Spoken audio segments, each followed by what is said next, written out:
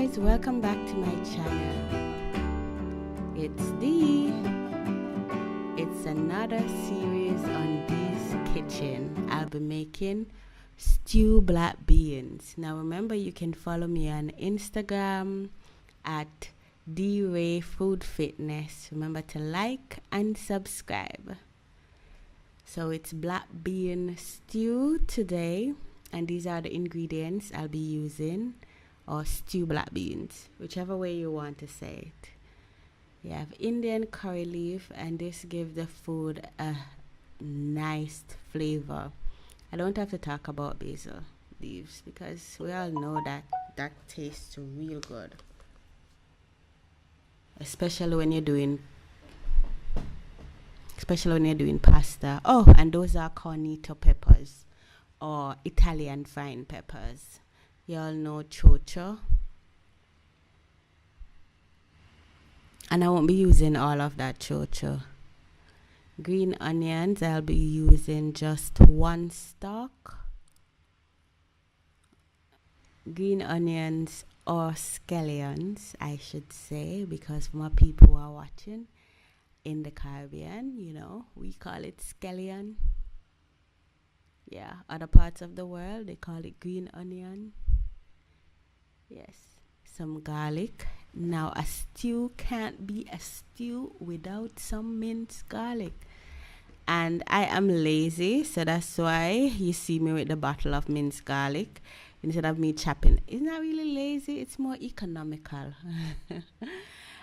And that's celery. I did a celery challenge, guys. Check out that video.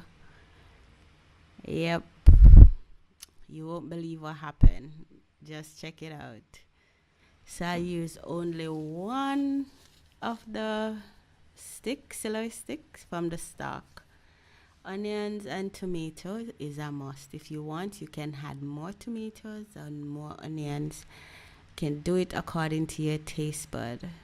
I'll be adding pumpkin, and no, I won't be using the entire pumpkin because then that would be a soup, right? Although sometimes stews, I don't know, they come up with stews because stews and soups are basically the same. For some people, at least. Because some people, when they do a stew, it's just beans, seasoning, and that's it. But when I do a stew, I have to have my vegetables. Now, that's a dime-sized amount of pumpkin that I'll be using. And guys, I'm so not good at describing quantities. It's ridiculous. Okay, so that's all, folks. That's all I'll be using. So, I'll be using sesame seed oil today, and I don't have much. So I might have to top it up with some coconut oil. I'm not sure. Maybe not. Garlic powder, garlic salt. I love my garlic salt. Of course, I use sea salt if I'm not using garlic salt. Okay. So the first thing you want to do is to wash your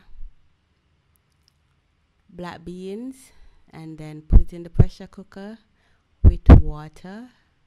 You can put maybe 2 cups of water if you're using the entire 14 ounces of beans, or 3 cups of water.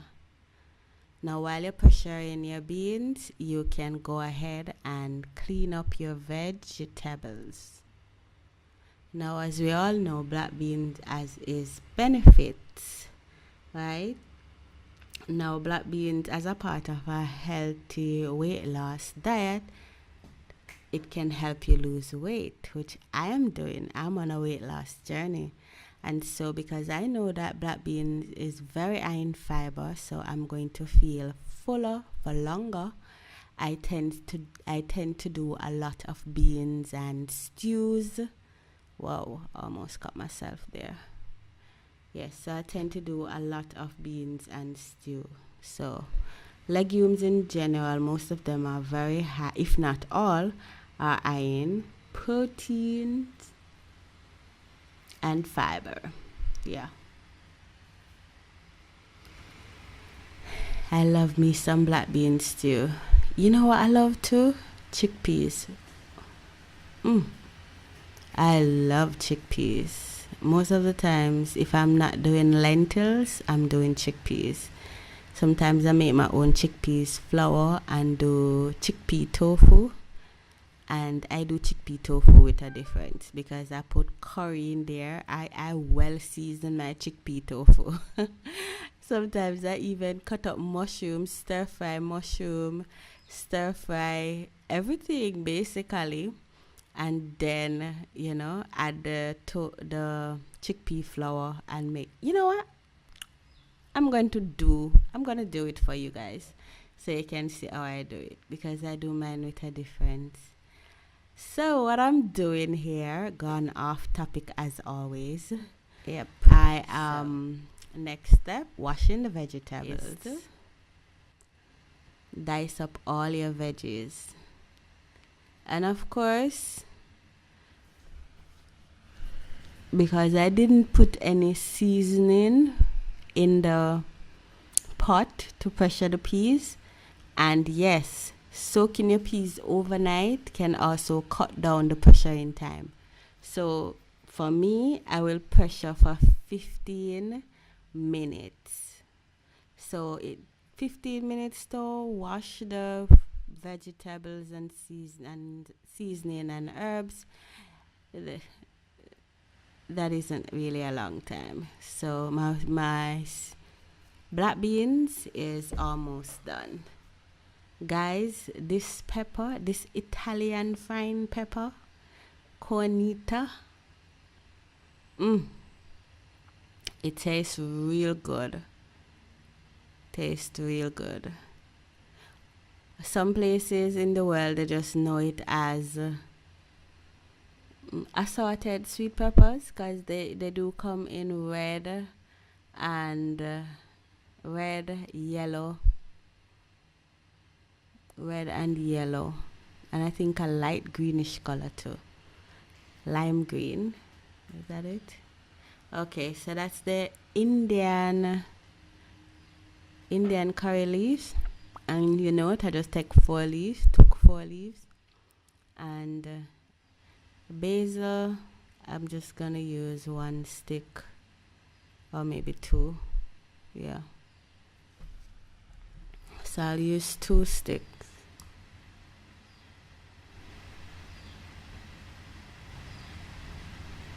I'll use 2 sticks.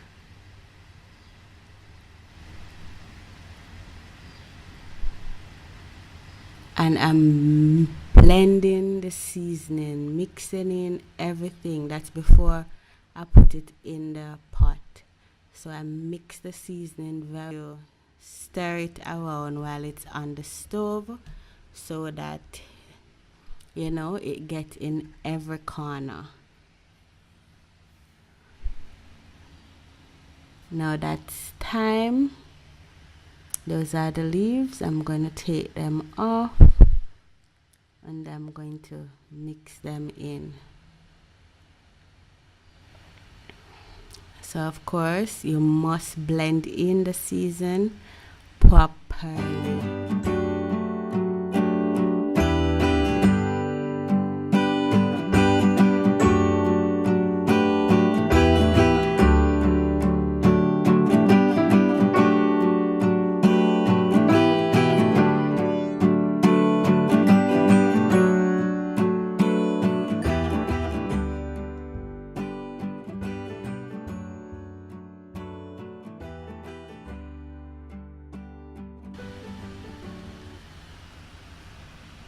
Now you add your garlic.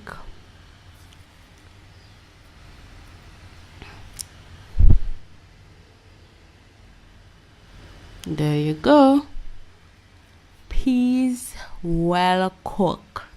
Did it take long? No. Although technically you wouldn't know if it took long or not.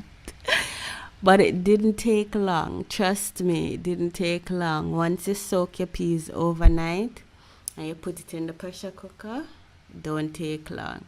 So of course I drained off the water from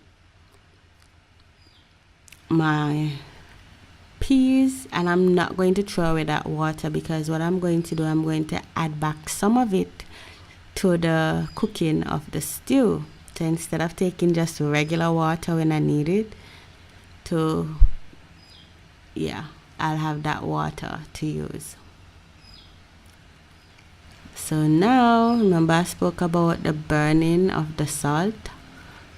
Always do this, because I have stainless steel pots, yes, but they are not non-stick stainless steel pots. So I put at least a half tablespoon of salt, and the salt is not still in the pot, guys. I throw it away. Yes, after I burn the salt and spin it around a bit, I dispose of the salt, and then I add my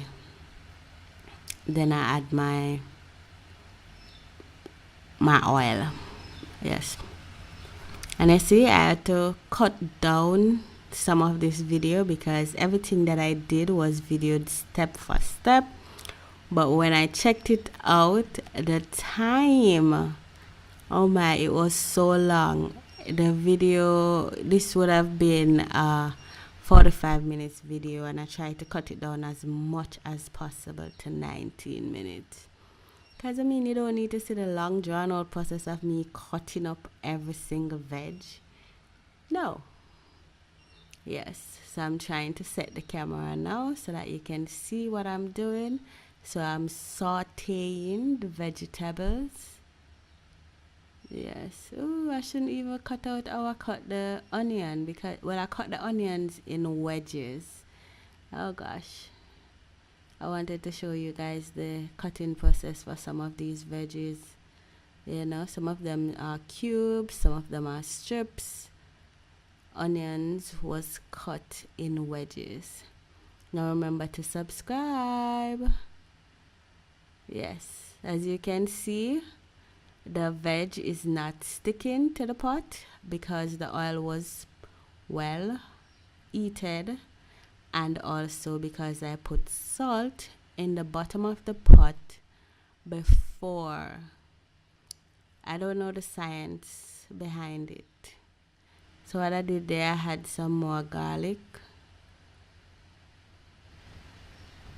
So I don't know the science behind salt in the pot and how it prevents it from sticking. I could research it though.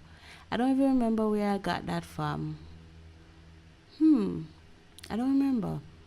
But it's a good trick that I use. So what I do, I heat up the pot and then add salt to it, burn the salt a bit, then spin it around. That's pretty, isn't it? Yeah. Then spin it around, spin the salt around in the pot so that it catches all the surfaces, even to the side of the pot. And then I discard off the salt. And remember, the pot is hot already, so all thing you need to do is just pour in your oil and fry or saute. And I didn't use much oil to do that. It's so pretty. Now after sauteing your veg and you see that it starts to cook, you can cover it and let it simmer for maybe about 10 minutes. Yeah, 10 to 15 minutes. Yes. I just add some more seasoning of the garlic herb seasoning, and then I'm going to add some more garlic salt. Like I said, I love my garlic salt. Now if you like, you can just add your 1 tablespoon of seasoning. For some seasoning,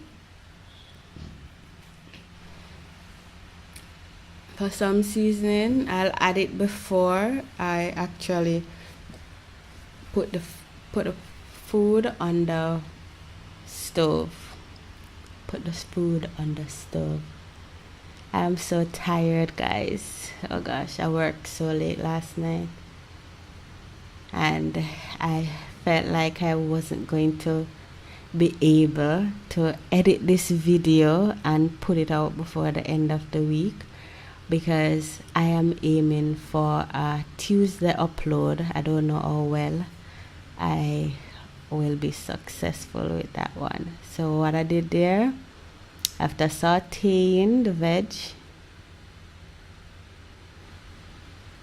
I covered it a bit, but it seems like I edit out that part where I covered it and allow it to cook for a bit, and then I add the peas.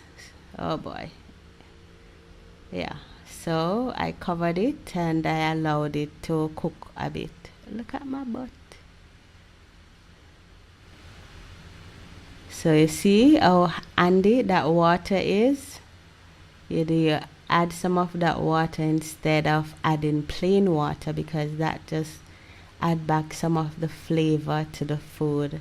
And you know that when you cook peas, sometimes some of the minerals is lost in the water. So that is you just putting back that mineral in the food. Okay, now after doing that, I covered it for a bit. I think I cover it. Wow, that's so pretty. I cover it for about 15 minutes, so you know everything is well cooked. After which, after the 15 minutes, you check back. You check back to see that everything is well cooked. So what you can do is taste at this point. You taste to see if enough salt is in it, if everything is okay with your taste. If not, you can add more things. So that's what I did. I add more after tasting, add a bit more, and I add a bit more water. So add a bit more seasoning, add a bit more water. Okay,